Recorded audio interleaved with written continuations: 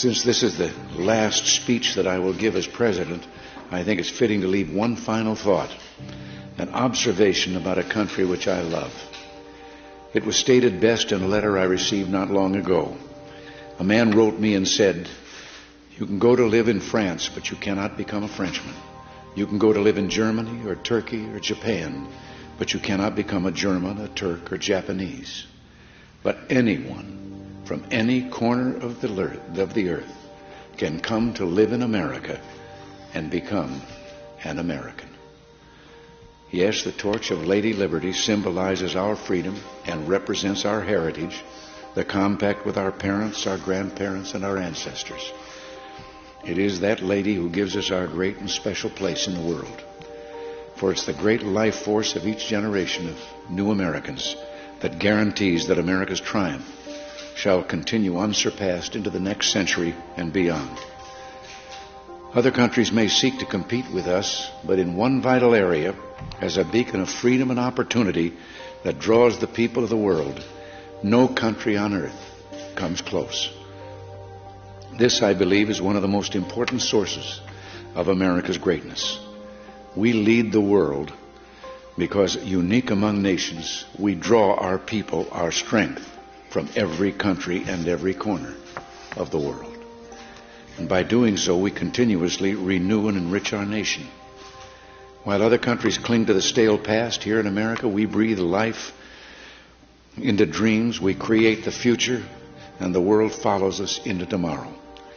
Thanks to each wave of new arrivals to this land of opportunity, we're a nation forever young, forever bursting with energy and new ideas, and always on the cutting edge, always leading the world to the next frontier.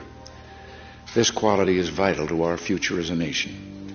If we ever closed the door to new Americans, our leadership in the world would soon be lost. A number of years ago, an American student traveling in Europe took an East German ship across the Baltic Sea. One of the ship's crew members from East Germany, a man in his 60s, struck up a conversation with the American student. After a while, the student asked the man how he had learned such good English, and the man explained that he had once lived in America. He said that for over a year he'd worked as a farmer in Oklahoma and California, that he'd planted tomatoes and picked ripe melons. It was, the man said, the happiest time of his life. Well, the student, who'd seen the awful conditions behind the Iron Curtain, blurted out the question, "Well, why did you ever leave?" "I had to," he said. "The war ended." The man had been in America as a German prisoner of war. Now, I don't tell this story to make the case for former POWs. Instead, I tell this story just to remind you of the magical, intoxicating power of America. We may sometimes forget it, but others do not. Even a man from a country at war with the United States, while held here as a prisoner, could fall in love with us. Those who become American citizens love this country even more. And that's why the Statue of Liberty lifts her lamp to welcome them to the golden door. It is bold men and women yearning for freedom and opportunity who leave their homelands and come to a new country to start their lives over. They believe in the American dream, and over they make it come true for themselves, for their children, and for others. They give more than they receive, they labor and succeed, and often they are entrepreneurs.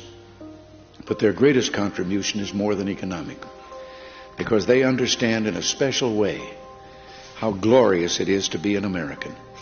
They renew our pride and gratitude in the United States of America, the greatest, freest nation in the world, the last best hope of man on earth.